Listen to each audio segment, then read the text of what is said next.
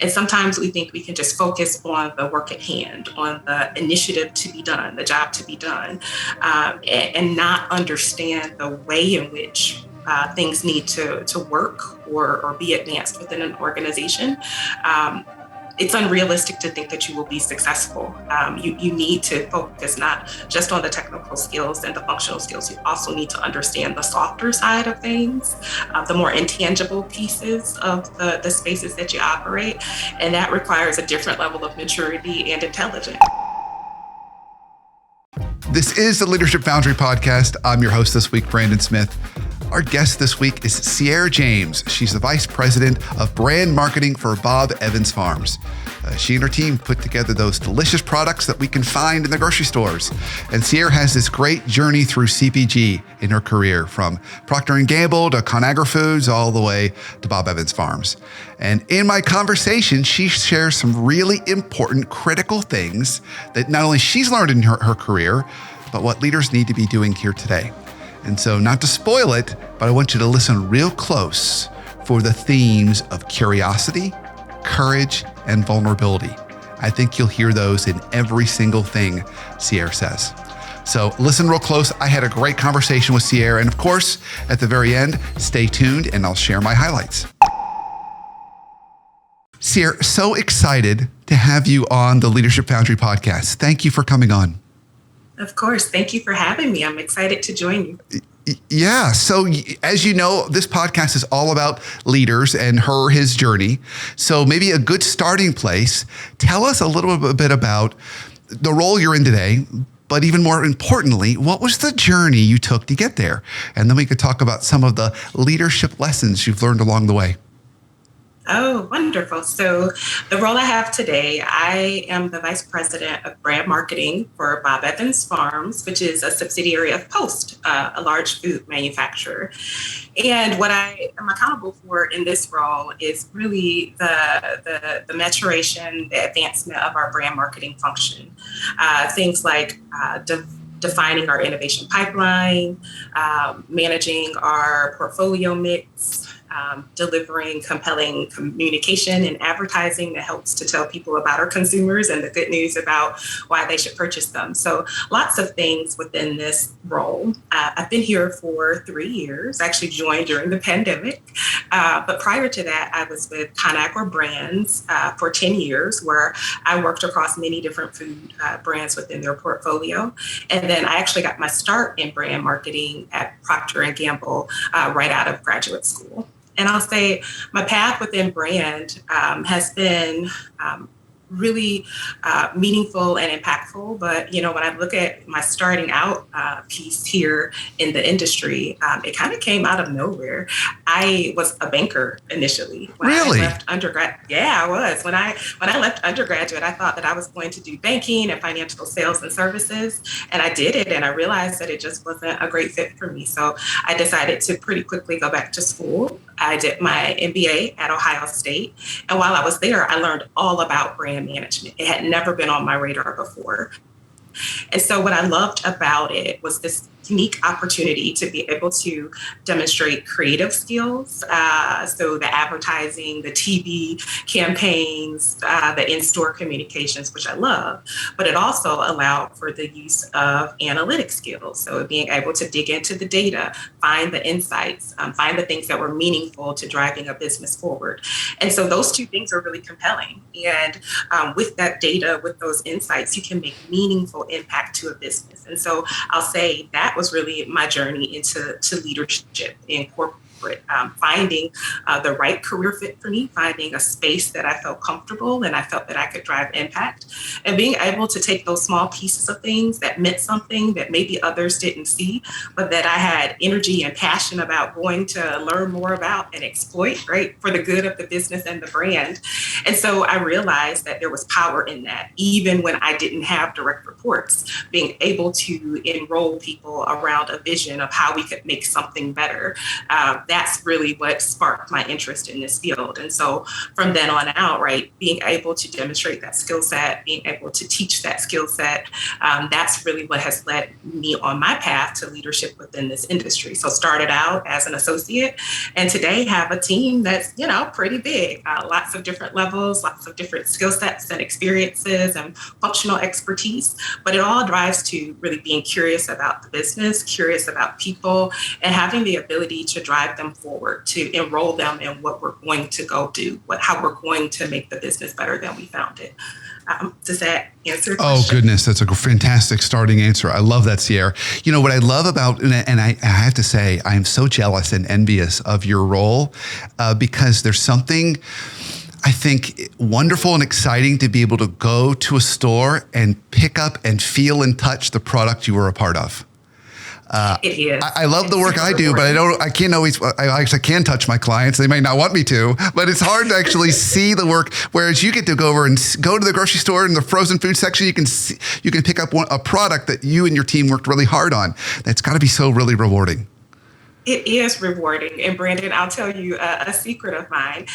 Prior to COVID and the pandemic and starting to do grocery delivery, it would literally take me 2.5 hours, 3 hours to make my way through the grocery store while shopping because I had to go up and down the aisles. I had to see the things that I launched. What are they doing now? Are they still on shelf? Did they change the packaging? Do they have new flavors? So it is rewarding. There's this really nice connection between, hey, I had a thought or my team had a thought and we were able to drive that forward and someone thought it was interesting and cool and worth trying and paying money for. So yes, it is very rewarding to have that direct relationship.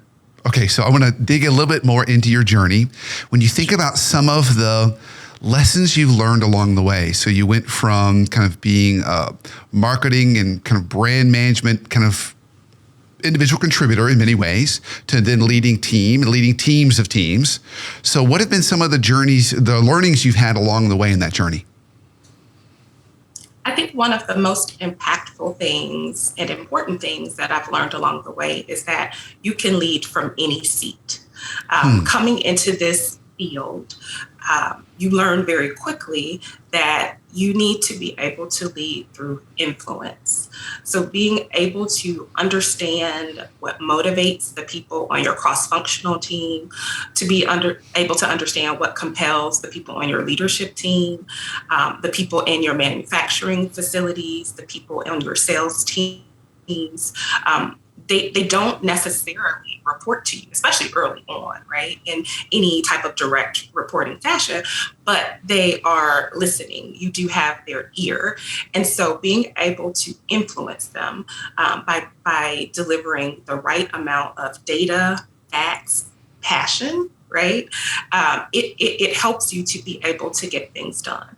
And so I think that's one of the things that has really served me well is being able to really listen to understand, connect with people, no matter where they're at in the enterprise, no matter which title they have, really being able to hear, understand, and then choicefully use what I know to influence them to get what I believe we need to get done. That's a really important skill set to understand within this field. And so obviously it serves you well as you start to have your own team and have more purview throughout the organization. But from the moment that you enter a room, in a role, a company, you have the ability to enroll people in a vision that's important to you and meaningful to the company and to the brand. And so I think that is something that sometimes people forget or don't realize is that in just them being a part of the team, the group, the organization, that there is something unique that they can offer in some way that they can lead from their seat. You don't have to wait for a title. You don't have to wait for permission. What you do have to have is a bit of curiosity, courage, right? And the ability to get people engaged in what you're trying to do or accomplish. I love that combination of curiosity and courage. I love that. It reminds me, I had a dinner with a dear friend of mine last night. He was a fellow MBA grad with me, and he was telling me something very similar. He said early on, he went into consulting. He said early on, you know, my mindset was, I'm just going to do the work, not complain, and never complain, and just sit down, keep my head down, do really good work with the idea that I'll be seen and recognized. He said, I totally screwed that up. He said, in retrospect, I should have, yes, done all the work, but not been afraid to ask for help, not been afraid to build those relationships, get curious about the people a little more around me, build more of a network, because he said it probably delayed several of his promotion schedules because he just didn't build some of those bonds as well as he could and influenced as well as he could. He thought the work would speak for itself. And it does speak for itself in many ways, and you can add value in other ways, which is what you remind us today, which is so good. It's really true. I had a similar conversation with one of my old teammates, and she's in the midst of a career transition. And she asked me what were some things that I thought she should be thinking about as she made that transition. And I said similarly to her, your functional expertise speaks for itself. I know that you know exactly what you're doing. And for the things that you don't know, you have the wherewithal to figure them out. But in this next chapter, it's super important to focus just as much on building those interpersonal connections, making sure that you manage your personal brand, right? That people feel something when they hear your name.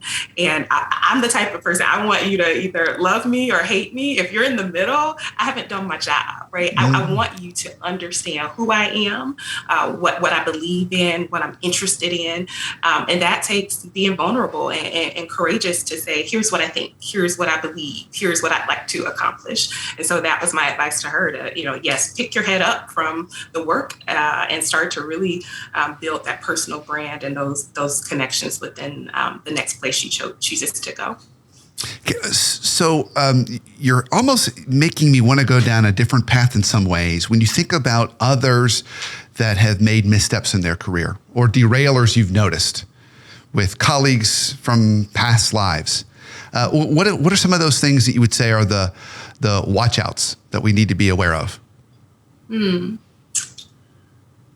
I'll say a couple. So the first that I've seen is being too prideful, right? There is something about the corporate environment, which is the one that I know best, where people have the desire to appear as though they know it all and that there aren't any things for them to learn or improve upon. And I think that the earlier that we can get over ourselves and really set ourselves up for absorbing all of the information, all of the new things, all of the feedback that sometimes can be difficult to swallow, that is the moment that we start to grow and we start to exceed even what we may have thought we could accomplish. But sometimes that pride gets in the way, right? You don't want to appear as though you don't know or you haven't figured something out. And the reality is that we all are learning. Right? We all are learning, all are works in progress. And the sooner that we're able to accept that and enroll the help of others, right? Ask the question, put ourselves out there, that I think that is a very meaningful turning point in career and life in general. And I have definitely seen people crash and burn because their pride was too big and there was a bit of arrogance there, right? And you really just end up wasting time and not taking advantage of the resources that are available to you.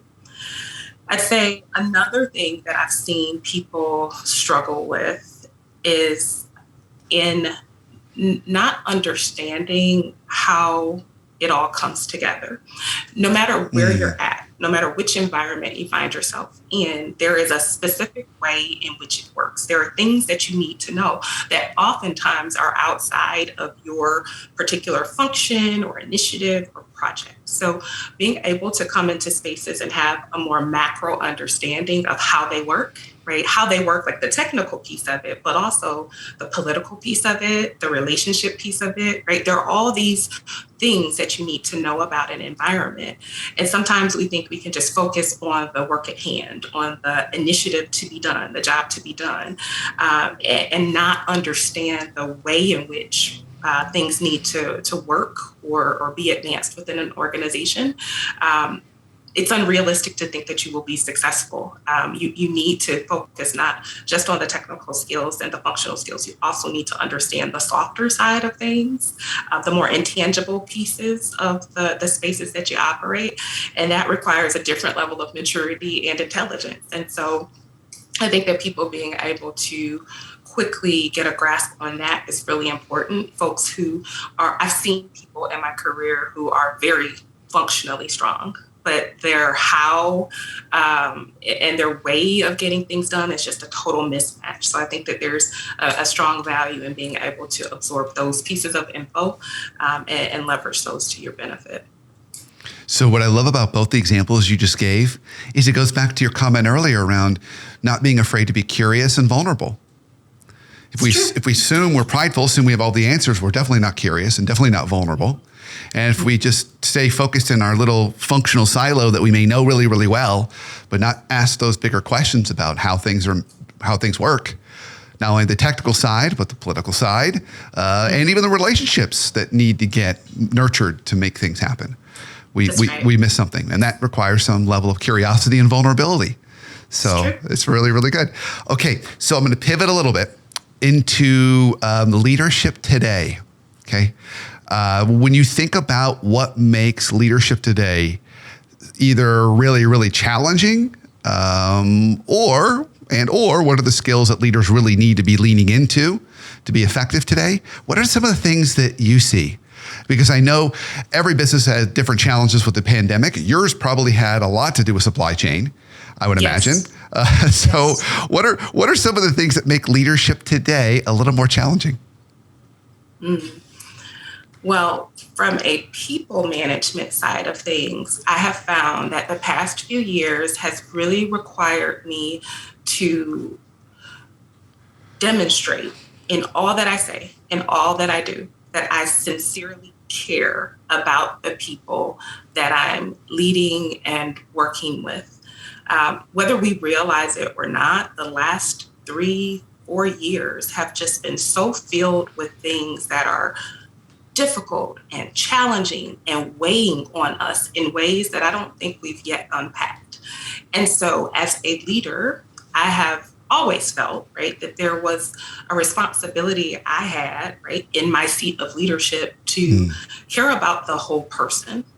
And even more so, I feel that today, the amount of angst and worry and fear that people have had within them, and still, I believe, carry in some ways. You know, now the stresses are different. Now it's not COVID, but there's financial stresses and family stresses, right? And so being able to demonstrate that you care, and in caring, you know, it's not that the work goes by the wayside. The work is always the focus and needs to get done. Results matter, and we're here to do a job. But I have found that over time, I'm able to get much more out of people when they believe that and know that I sincerely care about them as a whole, right? Above and beyond the work they do, that I want them to be well. And so that's always been a part of my style. And it doesn't mean that you take others' burdens upon you. It doesn't mean that you have to figure out people's solutions. But I do think that given the amount of time we spend with others in the context of work, that there's a human aspect that needs to be respected and remembered at all times. And so, you know, I have seen the uptick in that ability and that skill set being really valuable over the last few years in particular. From an outside of the people and the team standpoint, leadership today certainly requires just a robust understanding of how all of the macro factors impact your business. I sell and market, right? I'm food, right? Delicious food, mashed potatoes, macaroni and cheese, wonderful fresh sausage. And there are things that the consumer needs to know. And, you know, as a marketer, it's my job to tell them why these products are so amazing. And yes, they are.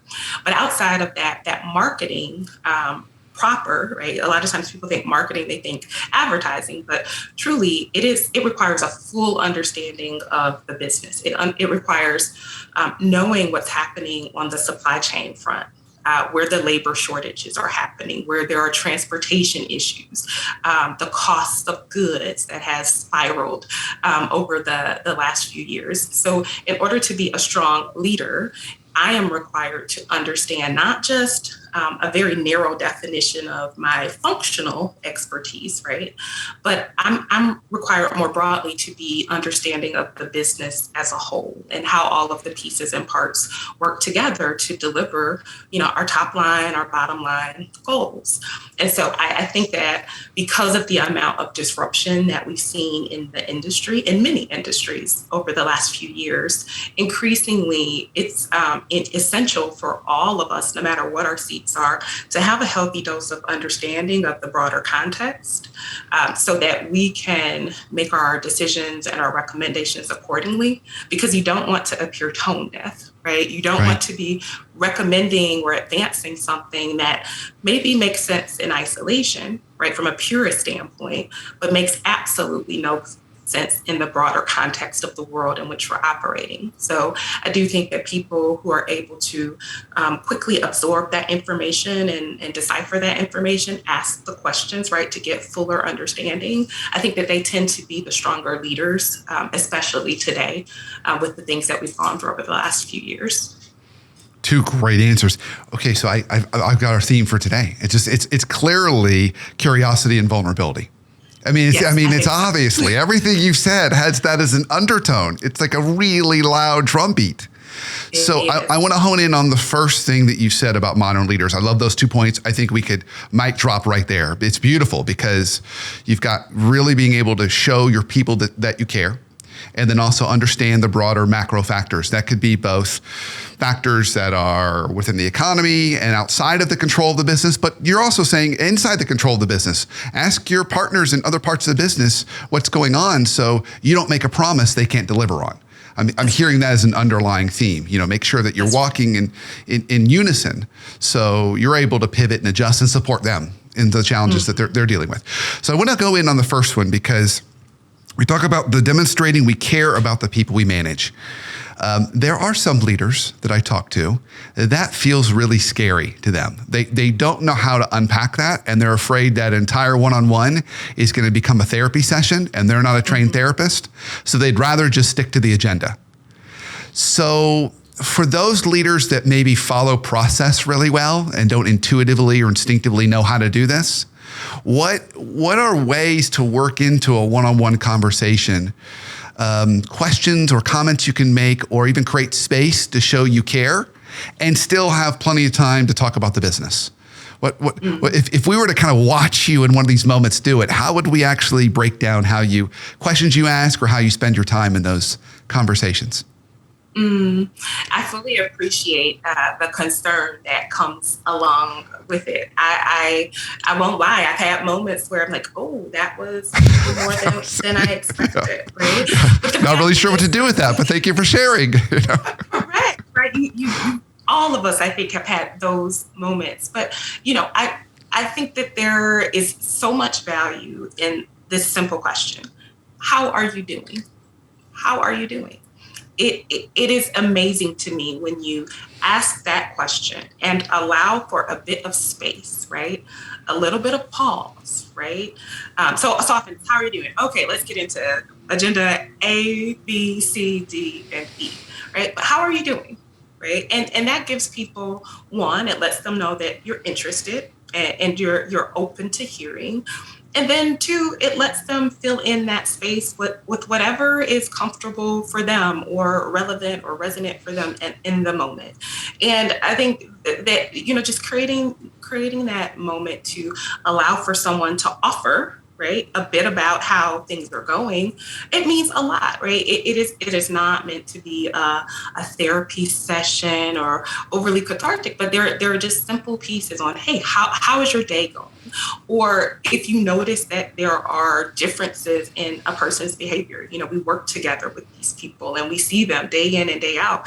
And if you see something that is off, that is a bit out of the ordinary, hey, I noticed that you were a bit quieter today, or I noticed that you didn't have your normal dose of optimism and positive leaning. Like, tell me about that. Is there something going on? Is something that you would like to share? And so I think that just those simple questions and paying attention to people and what their baseline is, and being able to understand when there's something that might be a little bit off and inquire about that, I think that goes a long way, right? I definitely try to have a healthy dose of balance and boundaries. But I always want people to know that, once you're a part of my team, we are connected. We are connected. I care about you in the context of this job. I actually care about you more broadly in the context of want you to have a wonderful career and experience. And that might be with me, that might not be with me, but I keep in contact with a lot of people that I've connected with and had the pleasure of working with over the years. And it's because it just boils down to simply, I do care and care about and value them just as an individual. So the tips I would give to someone else are, do what's comfortable for you. People can tell when things are awkward or uncomfortable or inauthentic, and nobody wants those. But, just creating a little bit of space in a day, in a one-on-one, to ask a simple question, allow for a bit of the other things that aren't just the work things to infiltrate. And I think you'll be surprised by how much people value that, appreciate that, and how foreign it is, right? We are busy. We are moving quickly. But there is time and there is space to make a little bit of room for those conversations and those connections. You are going to have so many resumes landing on your desk after this podcast, Ciare. People are going to be lining up to work with you. It's it's going to be wonderful. So we'll see. As a therapist and a coach, I would want to not only say amen, everything you said is perfect, help people understand too that when we do that and we create that space for people to share, it not only do they feel seen and heard and supported, it takes some of that burden that's kicking around in their head, whatever that issue is, and it lets them let go of that so they can focus on other things, That's right. which could be the job at hand. But if they don't have that opportunity to share that, then now that's competing in their mind with them trying to focus on the job at hand. So in many ways, you're also, not only are you showing them that you care and you're supporting them, you're almost like loosening a tight muscle for them, which then allows them to, be their very best doing the job they need to do. So it's almost like I'm just having this image in my mind. It's like 10 minutes of stretching before exercising will prevent you from getting hurt and have you do a lot better job. So you're creating that space in your conversations we're going to do a little stretching before we move into our work. I like that. And, marketing at the end of the day is all about how to deliver the right message to the right audience in the right way. And so much of that right way requires removing the barriers, remove the things that can be problematic or complicating, remove those so that people can more directly pick up the message that you want them to take away. And so when I think about my teams, whether it's my direct reports or cross-functional partners or leadership, right? I want to make sure that there's nothing in the way of what we need to accomplish together, the work at hand, the result that we're trying to achieve. And quite honestly, there are many things that can get in the way. And so to the extent that knowing that, your partner cares, to the extent that, listen, there's something that's happening within the organization or a dynamic that I could potentially help you to, work through or game plan or potentially even remove for you from my seat, let's talk about it. Right? So much we hold inside, and sometimes it just requires a conversation, right? Yeah. You have to speak up, you have to make it known. And there will be plenty that isn't for me to do or solve, but for the things where I can help a bit, I'm more than willing. So I know we're getting close on time. I've got one last question. I want to dig in on something you said earlier. And same vein of practical tips for folks that say, okay, I get it. I get what Ciare's saying, but I'm not sure how to start that. And that was your second point around making sure you've got kind of robust understanding of macro factors, whether it's inside the business or outside the business. So if someone's listening to this and they pride themselves on being a really good functional leader, but they would one day want to have a C next to their name, CMO, COO, CFO, whatever it happens to be, what are some ways they can start to stretch or strengthen that muscle and get a better understanding of all the moving parts outside of their function? Mm-hmm. I believe deeply in the power of a one-on-one or a good old-fashioned lunch. I intentionally set time throughout the month, whether it's every other week, once a month, with cross-functional partners that do things that are very different from what I do day to day. But I make a point of creating space for those conversations because it helps me to learn, right? See what's on their mind, what's timely, what's important for them in this particular moment within the work that we're doing.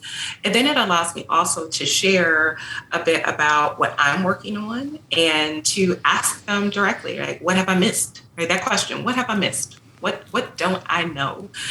What gives you pause about what I've shared? Are there things that you fundamentally disagree with, and why?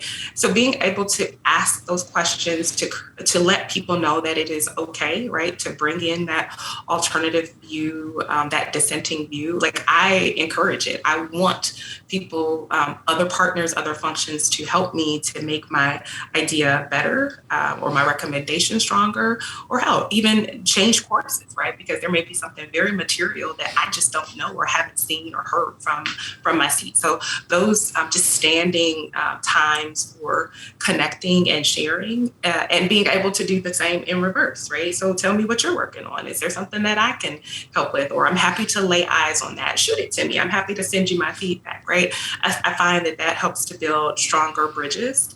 It also helps to allow for when there's something that you run across that you need some help with or need perspective, you know where to go in the organization.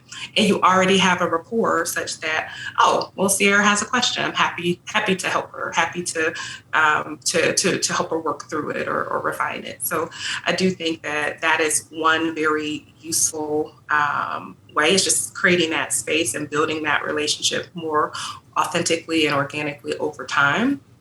And then, like I said, a good old fashioned lunch, right? Sometimes you need to get away from the space, right? Yeah. Go sit down, have a meal, have a coffee. And I'll say I was out of practice on some of that because with COVID and staying away from everybody. But I am getting back into that, and it's so refreshing. Like, oh, this is what we used to do, right? We used to spend time together. We used to go to a happy hour here and there. And so I do find that those creating those forums for just the engagement, the interaction, those really help. This has been absolutely fantastic. So I ask all my guests this final question. If there was one practical tip you'd have for leaders today, something they could start doing tomorrow to make them more effective leading their teams, what would you recommend? I think that telling people and showing people what is important to you within your business, what you're trying to accomplish, right? Helping them to really understand that. Sometimes, many times, I think we go about the business of doing and delivering, right, the work that we don't necessarily take the time to step back and talk about the vision. And the vision is what gets people really motivated. The vision is what makes people vested, I think, makes them dig deeper, be willing to stretch, be willing to partner and think deeply when they're able to buy into the vision. So I'd encourage others, much like I'm challenging myself ongoing, is to back up from the work itself, the doing of the work, to the vision of the work, and the motivation of the work, and help people to understand from their respective seats what's their ability to help drive that, what's their role in it, and enlist them in helping to make it bigger and better and more robust.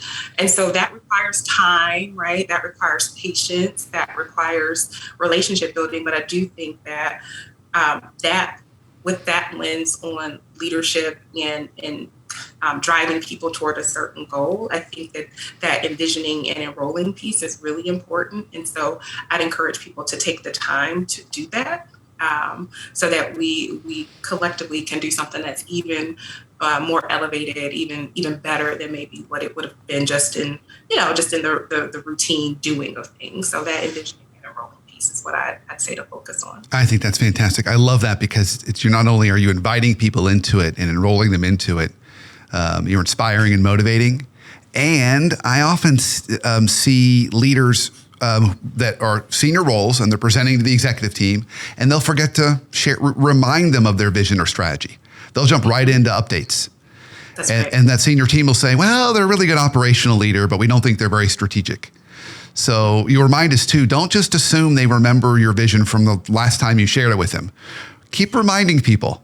As a reminder, everybody, this is what we're working towards. And here's where we are at. I've had bosses who do that each time, where it's every time they open a meeting, it's like, I'm going to show you these same, and it doesn't have to be weighty. It could be like one slide or two slides, but remember, here's what we're here to do. And it is something how that draws people to center, keeps people focused, keeps people, engaged. So yes, I love that reminder. It's really, really good. So this has been fantastic. If people want to learn more about you, the good work you and your team are doing at Bob Evans Foods, where can they go? Well, I believe you'll post the LinkedIn profile. So yes. I'm pretty active on LinkedIn, and you can see all of the cool things that we're doing at Bob Evans Farms. We're very much about delivering convenient and delicious food.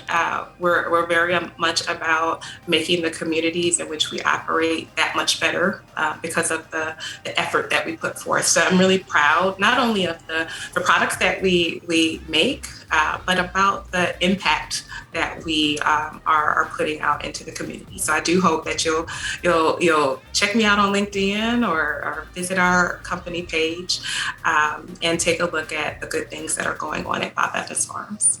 Thank you, Ciare. This was absolutely fantastic. Thank you for all the gifts you gave us today, and keep up the great work. Well, thank you for having me, Brandon. It was a pleasure.